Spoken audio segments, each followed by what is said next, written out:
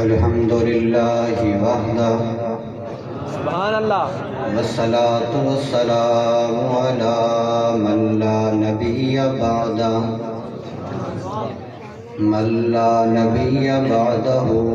وعلی آلہ وأصحابہ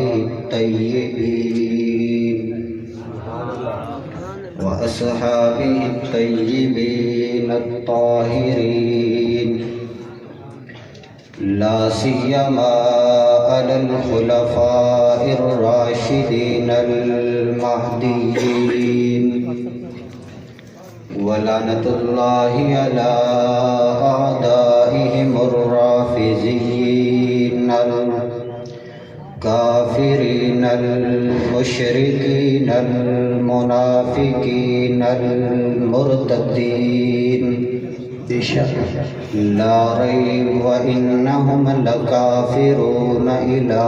یوم الدین اما بعد فاعوذ باللہ من الشیطان الرجیم بسم اللہ الرحمن الرحیم لبوں پر سجا کر آیت قرآن نکلے ہیں، لبوں پر سجا کر آیت قرآن نکلے ہیں، صحابہ پر مر مٹنے کا لیے ارمان نکلے ہیں، زمانہ اگر تلا ہے ہماری جان لینے پر، ہتھیلی پر سجا کر جان نکلے ہیں۔ میرے واجب الاحترام قابل قدر دوستوں، بزرگوں، عزیز نوجوان ساتھیوں، آج پہلی مرتبہ آپ حضرات کے اس علاقہ کے اندر حضرت مولانا ابو بکر فاروقی صاحب کی پرخلوص محبت برے حکم سے حاضری کی سعادت حاصل ہو رہی ہے۔ دعا فرماؤ اللہ رب العزت مجھ عاجز کو حق اور سچ بیان کرنے کی توفیق عطا فرمائے، آمین۔ اللہ رب العزت نے قرآن کے اندر اعلان فرمایا لقد من اللہ علی المؤمنین اذ بعث فیہم رسولا، کہ میں نے اپنا محبوب تمہیں عطا کر کے مومنوں پر احسان کیا ہے۔ اللہ کے احسان تو اور بھی بہت ہیں، اللہ نے ہاتھ عطا کیے یہ بھی اللہ کا احسان ہے، لیکن اللہ نے احسان جتلایا نہیں ہے۔ اللہ نے زبان دی یہ بھی اللہ کا احسان ہے، اللہ نے ہاتھ دیے یہ بھی اللہ کا احسان، اللہ نے زبان دی یہ بھی اللہ کا احسان ہے، اللہ نے پاؤں دیے یہ بھی اللہ کا احسان ہے، اللہ نے زبان دی، آنکھیں دی، سب کچھ اللہ کا احسان ہے۔ اللہ نے سب کچھ عطا کرنے کے باوجود یہ اعلان نہیں کیا کہ یہ احسان ہے تم پر، لیکن اللہ نے اپنا محبوب عطا کر کے قرآن کے اندر اعلان فرمایا لقد من اللہ علی المؤمنین اذ بعث فیہم رسولا، یہ سب کچھ چیزیں عطا کی، احسان نہیں جتلایا۔ اس کی وجہ یہ ہے کہ یہ سب کی سب چیزیں سستی ہیں، لیکن جس چیز کا اللہ نے قرآن کے اندر اعلان کیا کہ یہ میرا تم پر احسان ہے، تو اللہ احسان یوں نہیں فرما رہے، اللہ نے فرمایا یہ ساری چیزیں عطا کی، یہ سب کی سب سستی تھی، لیکن جو محبوب میں نے تمہیں عطا کیا یہ میری کائنات میں بھی ایک ہی تھا، جو آپ کو عطا کر کے قرآن کے اندر اعلان کر دیا لقد من اللہ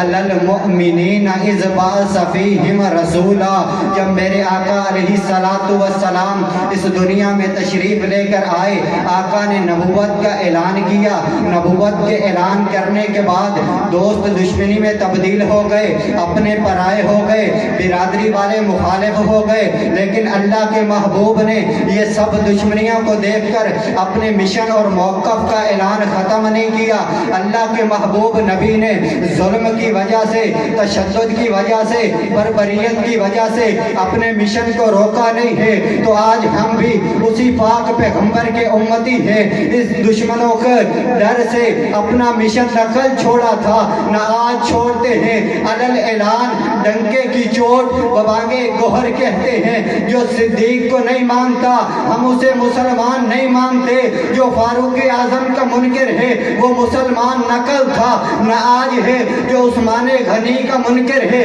وہ کل بھی کافر تھا آج بھی کافر ہے، جو حیدر کرار کو نہیں مانتا وہ کل بھی کافر تھا آج بھی کافر ہے۔ دشمنوں یہ مت سمجھو یہ ڈر جائیں گے، یہ جھک جائیں گے، یہ مٹ جائیں گے، ہم تو علل اعلان جانوں کو ہتھیلی پر رکھ کے اپنے سروں کو ہتھیلی پر لے کر پھر رہے ہیں، دنیا کے کونے کونے پر پھر رہے ہیں اور اعلان کرتے ہیں دشمنوں آ جاؤ، تمہیں کتنی جانیں چاہیے، کتنے سر چاہیے، ہم صدیق کی عزت کے لیے اپنی جانیں قربان کر دیں گے، فاروق اعظم کی عزت کے لیے اپنی جانیں قربان کر دیں گے، عثمان غنی کی عزت کے لیے اپنی جانیں قربان کر دیں گے، حیدر کرار کی عزت و عظمت کے لیے اپنی جانوں کو قربان کر دیں گے۔ لیکن نبی صحابہ اہل بیت کے دشمن کو نہ کل مسلمان کہا تھا نہ آج کہتے ہیں، جب تک جان میں جان ہے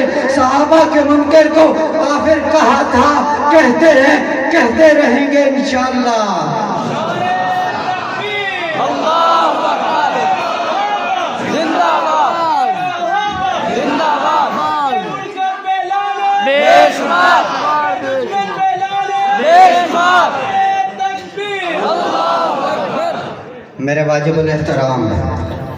آج اگر کوئی صدیق اکبر پہ بھونک کر کہتا ہے میں مسلمان ہوں، یہ ہرگز نہیں ہو سکتا۔ جو علی کا محب ہے اسے صدیق کا محب ہونا پڑے گا، پھر وہ علی کا حبدار ہے۔ جو حسینیت کا نعرہ لگاتا ہے وہ عمر فاروق کو چھوڑ کر حسینی نہیں ہو سکتا۔ اس لیے ہم کہتے ہیں پہلے صدیق کا دشمن، نہ صدیق کا دشمن مومن ہے، نہ عمر کا دشمن مومن ہے، نہ عثمان کا دشمن مومن ہے، نہ علی حیدر کرار کا دشمن مومن ہے۔ آخر میں پھر یہی کہوں گا فنا فی اللہ کی تہ میں بقا کا راز مضمر ہے، جسے مرنا نہیں آتا اسے جینا نہیں آتا، وما علینا الا البلاغ۔